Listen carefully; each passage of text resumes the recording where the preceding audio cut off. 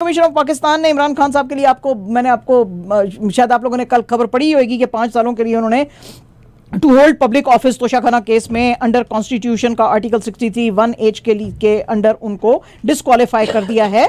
और आपको पता ही है जो सारी प्रॉब्लम्स चल रही थी इसके अंदर कि उनके जो हैं वो मिलने नहीं दिए जा रहे थे, और ये जो लॉयर्स को और जज हुमायूं दिलावर जो थे उन्होंने अगस्त 5 को कहा था कि ये जो गिफ्ट्स हैं वर्थ 490,000 के ये आपने कंसील किए, बताया नहीं ठीक तरह से।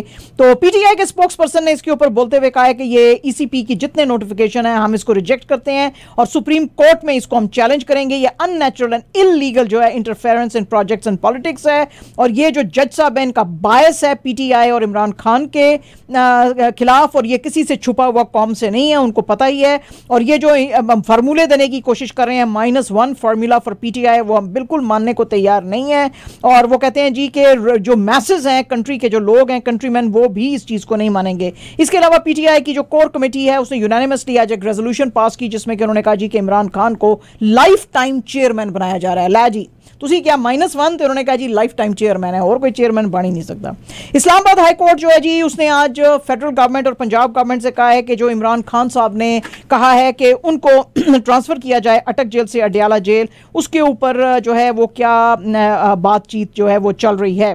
पंजाब प्रिजन्स डिपार्टमेंट जो है उसने कहा था कि जी हमने इनको B क्लास फैसिलिटीज दी हैं, और जो है इस्लामाबाद हाईकोर्ट ने भी कहा था कि इनको अडयाला जेल में रखें, लेकिन पता चला कि उनको अटक जेल में लेकर आए थे और उनको C क्लास दिया हुआ है according to his legal team.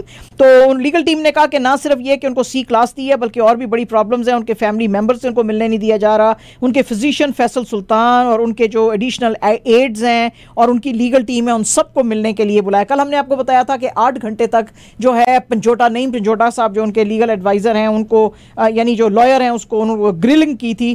तो उसी के ऊपर आज इस्लामाबाद हाई कोर्ट के जो चीफ जस्टिस हैं आमिर फारूक साहब जो प्रिजाइड कर रहे थे आज की हियरिंग को, उसको उन्होंने कहा जी ये सारी डिटेल्स जो है मुझे देने की जरूरत है। और इस पे बात करते हुए शेर अफजल मरवत साहब जो हैं वो अपीयर हुए थे इमरान खान की तरफ से, और उन्होंने कहा जी कि ये जो इनके साथ किया जा रहा है ये बिल्कुल ठीक नहीं किया जा रहा, और आपने कोर्ट के ऑर्डर्स दिए भी थे कि हम उनसे मिल सकते हैं, इसके बावजूद जब हम कल गए तो उन्होंने कहा जी कि आप उनसे नहीं मिल सकते हैं। इसके ऊपर इस्लामाबाद हाई कोर्ट के चीफ जस्टिस ने कहा कि गलती मेरी है, मैंने जो ऑर्डर था वो लेट इशू किया था। तो मरवत साहब ने कहा हाँ जी इसीलिए उन्होंने हमें कहा जी कि अब कल आओ, अब नहीं हो सकता। सेनेट जो है जी उसके अंदर आज एक रेजोल्यूशन पास की गई है जिसमें कि इलेक्शन कमीशन ऑफ पाकिस्तान को उन्होंने कहा है कि फौरन आप ऐसे मेजर्स लें जिसकी की वजह से आप जनरल इलेक्शंस जो हैं वो होल्ड कर सकते हैं अंडर आर्टिकल 224 ऑफ कॉन्स्टिट्यूशन। ये जो डिबेट थी या रेजोल्यूशन जो थी ये this was presented by Jamaat Islami के जो सेनेटर हैं मुश्ताक अहमद साहब, वो लेकर आए थे। उन्होंने कहा जी तमाम जो स्टेट इंस्टीट्यूशंस हैं उनको हम कहते हैं कि ईसीपी जो है उसको असिस्ट करें ताकि वो प्रॉपर्ली पोल्स करा सकें, क्योंकि आपको पता ही है कि अब आज जो है नेशनल असेंबली डिसॉल्व हुई है और उसके बाद कहा जा रहा है कि जी 3 दिनों के अंदर जो है वो अब प्रपोजल दिया जाएगा कि 90 डेज के अंदर जो है वो हमको इलेक्शंस करवाने हैं और केयर टेकर सेटअप जो है वो लाना है, जो जिसका के जिक्र अब 3 दिन के बाद ही होएगा। कुछ मिनिस्टर्स जो थे उन्होंने वैसे जिक्र किया था कुछ दिन पहले कि शायद जो है कॉन्स्टिट्यूशनल रिक्वायरमेंट्स ऐसी हैं कि जो इलेक्शंस हैं वो डिले हो सकते हैं, क्योंकि earlier this week interior minister Rana Sanaullah ने कहा था कि 2023 में तो इलेक्शन नहीं होंगे, ये इलेक्शन ईयर नहीं है। लेकिन डिफेंस मिनिस्टर ख्वाजा आसिफ ने कहा था कि शायद हो सकता है कि पोल्स जो हैं वो नवंबर तक हो जाएं। तो ये मिली जुली खबरें आ रही थी, तो इसके लिए आज सेनेटर मुश्ताक अहमद ने कहा कि भाई आप इंश्योर करो कि विद इन 90 डेज इलेक्शंस हों। हिंदुस्तान के अंदर राहुल गांधी जी जो हैं जी उन्होंने आज मोदी जी की गवर्नमेंट के ऊपर काफ़ी एतराज़ किए और उन्होंने कहा जी कि आपकी पॉलिसीज़ जो हैं वो मर्डर कर रही हैं भारत माता को। इन मणिपुर में अपनी पहली speech as MP at Lok Sabha उन्होंने की है जब से इनको रीइंस्टेट किया गया है, क्योंकि आपको पता ही है इनको भी डिस्क्वालीफाई कर दिया था।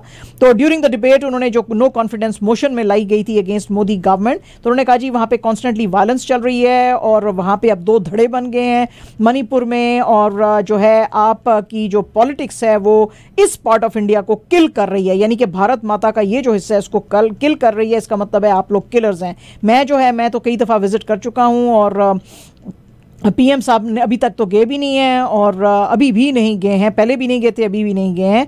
तो क्या मणिपुर जो है हिंदुस्तान का हिस्सा नहीं है? और वो कह रहे हैं जी कि राहुल गांधी जी के बीजेपी एंटी नेशनल है और ये देशभक्त और देश प्रेमी बिल्कुल नहीं है। आपने माता जो है उसको मारा है और एक माँ जो है इधर बैठी है और दूसरी माँ जो है वो मणिपुर में मर्डर की गई है। और जिस वक्त तक आप बोलेंगे नहीं एज प्रधानमंत्री, उस वक्त तक ये वायलेंस जो है ख़त्म नहीं की जाएगी।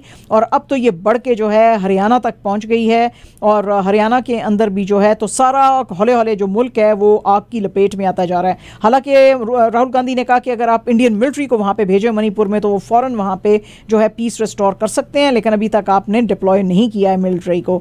और उन्होंने एक एग्जाम्पल दी, उन्होंने कहा कि रावण जो था वो भी दो लोगों की सुनता था, एक मेघनाथ था और एक कुंभकर्ण था। तो मोदी जी भी बस दो ही लोगों को सुनते हैं, एक अमित शाह को और एक अदानी को। और वो कहते हैं जी कि आपकी हेट्रेड और एरोगेंस जो है वो कौम देख रही है और उसको आपको छोड़ना पड़ेगा। जो लंका जो थी उसमें आग नहीं लगी थी, उसको आग लॉर्ड हनुमान ने नहीं थी लगाई और रावण ने राम को नहीं था मारा, बल्कि ये दोनों जो थे रावण की एरोगेंस की वजह से मरे थे। तो इसलिए आपको एरोगेंस छोड़ना चाहिए।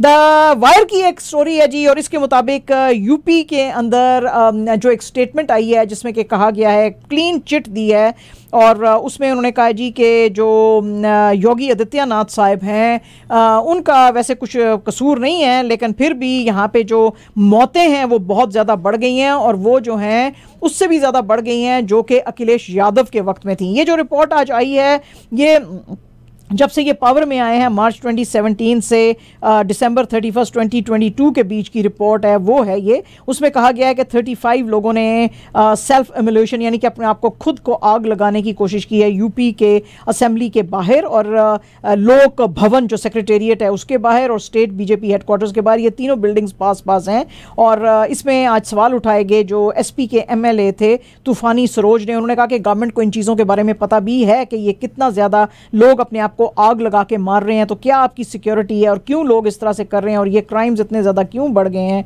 और इसके अंदर बहुत सारे लोगों की डेथ्स हुई हैं जिसमें कि इंक्लूडिंग 2 औरतें भी थीं। और वो कहते हैं जी कि गवर्नमेंट जो है वो क्या ये फाइंड आउट करने की कोशिश कर रही है कि इनको इंसाइट कौन कर रहा है, इन लोगों को, एग्रीव्ड लोगों को, कि वो अपने आप को आग लगाएं, या उनके साथ क्या किया जा रहा है कि वो अपने आप को आग लगा रहे हैं। तो ये खबरें जो सामने आई थी उसमें लोगों ने कहा था कि जी हमारे साथ ज्यादती होती है, सेक्सुअल हरासमेंट जैसे कुछ औरतों ने कहा होता है, हम पुलिस के पास जाते हैं, वो लिखते नहीं हैं उसके ऊपर एफआईआर और हमें जस्टिस नहीं मिलता है, तो फिर वो अपने आप को, और इस तरह की मिली जुली खबरें जिसमें कि लोग अपने आप को आग लगा के मर जाते हैं।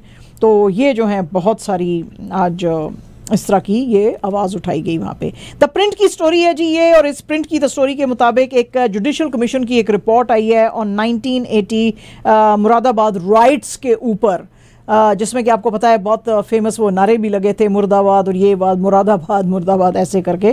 तो वो राइट्स जो हैं ये 40 साल के बाद ये रिपोर्ट अब आई है और इसके अंदर बीजेपी और आरएसएस को जो है बिल्कुल क्लीन चिट दी गई है। आज पार्लियामेंट के अंदर जब ये आई जुडिशल कमीशन की रिपोर्ट, यूपी असेंबली में आज ये आई, तो ये जो रिपोर्ट है पार्लियामेंट्री अफेयर्स मिनिस्टर जो हैं सुरेश कुमार खन्ना, उन्होंने ये 496 पेज की रिपोर्ट पेश की in the presence of chief minister Yogi Adityanath. और उन्होंने फिर रीजंस भी बताया कि डिले में क्या हुए कि जी फाइंडिंग्स नहीं हो रही थी और ये वो। इनमें यूपी की जो कैबिनेट थी उसने डिसाइड किया था कि जस्टिस एमपी सक्सेना जो है वो कमीशन बनाए और ये रिपोर्ट लेकर आए, जिसमें कि अब ये कहा गया है उस रिपोर्ट में कि जी डॉक्टर शमीम अहमद खान जो मुस्लिम लीग के लीडर थे और उनके सपोर्टर्स थे वो रिस्पॉन्सिबल हैं 1980 के राइट्स के लिए। और इसके अंदर जो आरएसएस या के दूसरे हिंदू आउटफिट्स या दलित्स या कोई जो है उनका कुछ भी लेना देना इसके अंदर नहीं था। उन्होंने लड़ाई झगड़ा मुसलमानों ने किया था और पुलिस के ऊपर हमले किए थे, तो फिर पुलिस ने एक्शन लेते हुए उनके ऊपर जो है फायरिंग की थी।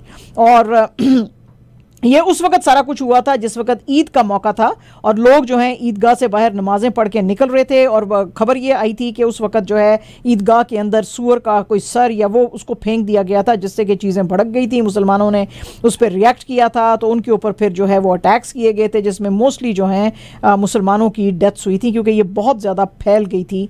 और इसमें जो डेथ्स हुए थे वो ईद खाना, बूरा, चौराहा और बर्फ खाना के पास जो है उसमें जो स्टैम्पीड हुआ उसमें भी बहुत सारे लोगों की जानें गई। तो इसमें उन्होंने कहा है जी कि वैसे भी इसमें बीजेपी का कोई लेना देना नहीं है, क्योंकि यूपी उस वक्त जो है कांग्रेस गवर्नमेंट के अंडर थी और उसका जो चीफ मिनिस्टर था वो विश्वनाथ प्रताप सिंह था और उस वक्त प्राइम मिनिस्टर जो थी वो इंदिरा गांधी थी। बहरहाल जी क्लीन चिट दे दी है इन्होंने कि जी इनमें से किसी हिंदू जो आउटफिट था उसका कोई भी हाथ नहीं था। और जनाब सुनील शेट्टी साहब ने आज बहुत बड़ी अनाउंसमेंट्स की हैं। उन्होंने कहा जी कि हेरा फेरी 3 फिर से आ रही है और ये फ्रेंचाइज जो है उन्हीं लोगों के साथ आ रही है जो हेरा फेरी 1 में थे जब 2000 में आई थी और फिर जब उसका सीक्वल बना था 2006 में तब, यानी कि इसमें फिर से सुनील शेट्टी, अक्षय कुमार और परेश रावल ही रहेंगे। तो इसके जो है वो कह रहे हैं जी आजकल हम प्रोमोज शूट कर रहे हैं और let's keep our fingers crossed और नजर ना किसी की लग जाए, उन्होंने ऐसा बोला। और उन्होंने कहा जी कि परेश मेरे बड़ा करीब है और अक्की जो है उससे मैं रोज तो बात नहीं करता हूं लेकिन फिर भी हम बहुत क्लोज हैं और वो बॉलीवुड का इस वक्त फिटेस्ट जो है वो स्टार है और आप सोचें कि 16 साल गुजर गए हैं और अभी भी वो वैसा ही जो है फिट है। तो वो कहते हैं जी कि कभी कभी फिल्म के डिलेज हो जाते हैं फिल्म मेकिंग डिसीजंस या एक्टर्स या क्रिएटिव्स की वजह से नहीं बल्कि बिजनेस ऑफ फिल्म मेकिंग की वजह से कभी कभी डिले आता है। लेकिन अच्छी खबर ये है कि हेरा फेरी 3 जिसकी के बड़े दिनों से लोगों की को वो था इंतज़ार था वो आ रही है। प्रेम चोपड़ा साहब ने जी एक इंटरव्यू दिया है अपने पुराने दिनों के बारे में जिसमें कि उन्होंने कहा जी कि राजेश खन्ना का डाउनफॉल इसलिए शुरू हुआ कि राजेश खन्ना हमेशा अपने आप को स्टार समझता रहा और जब उसकी स्टार वैल्यू जाने लगी तो फेड होने लगी तो उसने कभी भी जो है स्विच नहीं की अपने रोल। एक तरह की वो एक्टिंग करता था, वो एक्टिंग जो थी फिर लोगों को भाती नहीं थी। जब वो यंग था तब तो लोगों को भा जाती थी। तो उसके मुकाबले में अमिताभ बच्चन ने बहुत समझदारी दिखाई, वैसे भी वो इंटेलिजेंट था, पंक्चुअल था और जैसे जैसे उसकी एज आगे गई तो उसने वो बड़े वाले रोल्स लेने शुरू कर दिए और इसीलिए अभी तक भी उसको काम मिलता है। वेयर एज राजेश खन्ना जो है वो पैरिश हो गया उसी के अंदर। वैसे भी राजेश खन्ना का वैसे तो बड़ा ग्रेट एक्टर था लेकिन उसके बड़े लोचे थे क्योंकि वो हमेशा सेट के ऊपर लेट आता था, लेकिन लेट आने के बाद फिर उसको अगर कोई खाना भी ऑफर करता था तो वो खाना वाना कुछ नहीं खाता था, कहता था जी फटाफट ये जो है आज के दिन का काम जो है हमको ख़त्म करने की ज़रूरत है। फिर लग के काम करता था और फिर लेकिन उसने समझा नहीं कि अब उसके यंगर डेज चले गए हैं और अब उसको जो है वो कैरेक्टर रोल्स लेने की ज़रूरत है। अगर वो होता तो वो भी आज इतना ही बड़ा नाम होता है जितना कि अमिताभ बच्चन है। और जनाब सुष्मिता सेन आपको ट्रांसजेंडर रोल के अंदर नजर आएंगी और ये जो है एक फिल्म बनाई जा रही है ताली on the story of Shri Gauri Sawant, उसके ऊपर जियो सिनेमा जो है ये सीरीज लेकर आ रहा है और इसके जो क्रिएटर्स हैं अर्जुन सिंह बारन और कार्थ निशंदार, उन्होंने कहा जी कि हमारी हमेशा से फर्स्ट चॉइस सुष्मिता ही थी क्योंकि श्री गौरी जो है वो बड़ी खूबसूरत भी है और इंटेलिजेंट भी है। तो हमने उसको भी बताया था तो वो भी बड़ी एक्साइटेड हुई।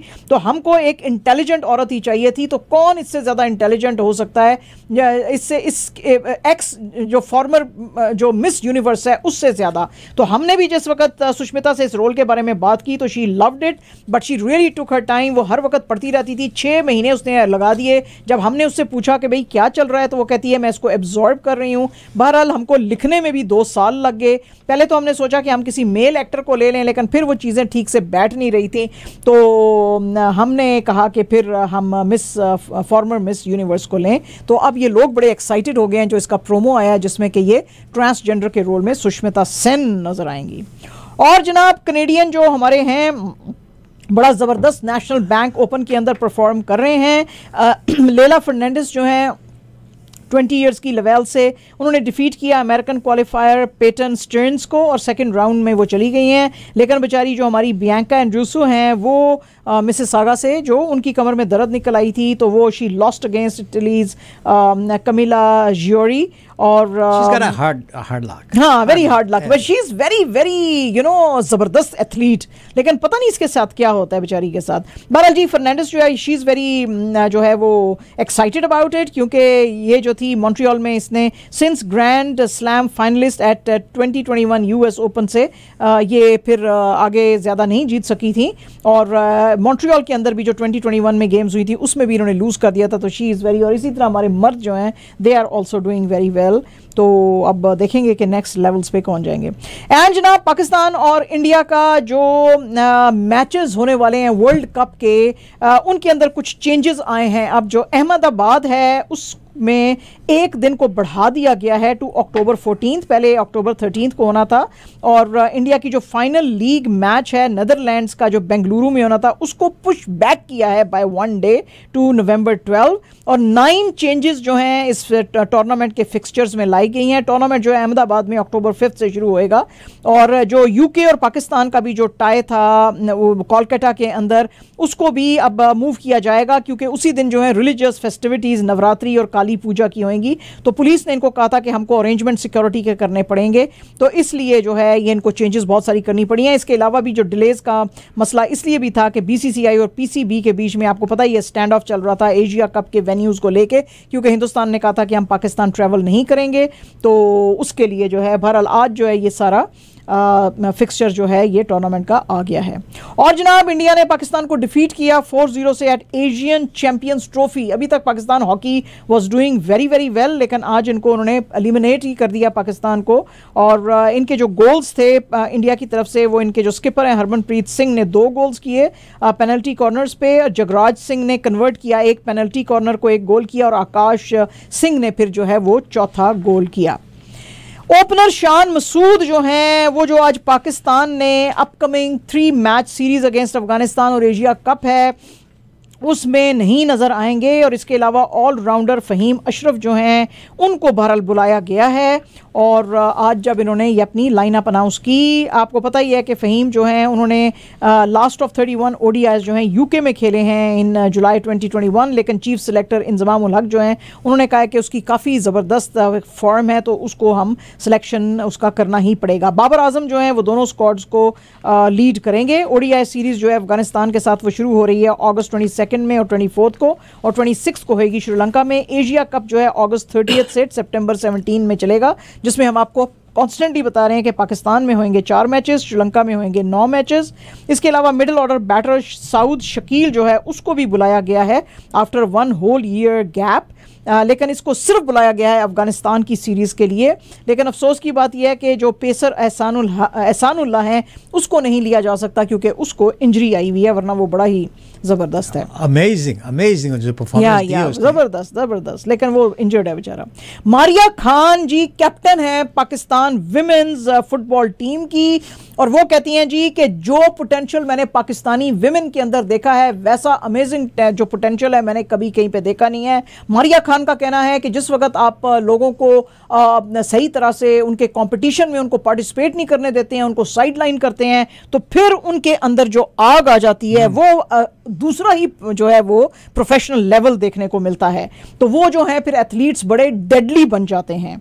तो ये जो है मारिया खान इन्होंने खुद बहुत ज़्यादा इंटरनेशनल लेवल के ऊपर खेला है, और इससे पहले जो है पाकिस्तान फुटबॉल फेडरेशन जो है उसने एक्सेप्ट किया था, सऊदी अरेबिया से इनवाइट आया था क्योंकि वहाँ पे टूर्नामेंट शुरू हो रहा है सितंबर से, लेडीज़ का 4 to 6 टीम्स शायद उसमें पार्टिसिपेट करेंगी। उसमें उन्होंने पाकिस्तान की फुटबॉल टीम को भी बुलाया था, तो पाकिस्तान की ये टीम अब सऊदी अरेबिया जाएगी खेलने के लिए। तो we wish them all the best. हैं जी, लड़कियां जो हैं वो माशाल्लाह they are doing very well. And absolutely our last news जनाब के जो लेफ्ट हैंडेड बैट्समैन हैं फवाद आलम साहब, वो अब छोड़ रहे हैं पाकिस्तान क्रिकेट को, और वो he is seeking new opportunities in USA। Indian media ने वैसे ये बताया है, अब ये कितना सच है कुछ इसमें पता नहीं है, बहरहाल इंडियन मीडिया ने ये रिपोर्ट किया है। इनका जो लास्ट मैच था इन्होंने श्रीलंका के अगेंस्ट खेला था 2022 में, और अब इन्होंने ज्वाइन किया था शिकागो किंग्समैन को in minor league cricket T20 as local player, और ये जो है it is under the umbrella of major league cricket US, first ever cricket league जो कि अभी जुलाई के अंदर ख़त्म हुई है। इसके अलावा इसके अंदर जो है टीम के अंदर एक और भी पाकिस्तानी क्रिकेटर है हसन खान। तो गुड फॉर यू बॉयज़ भाई, गुड फॉर यू बॉयज़। जहाँ आपकी अपॉर्चुनिटीज़ मिल रही हैं जाओ खेलो, अपना नाम पैदा करो। यस, तो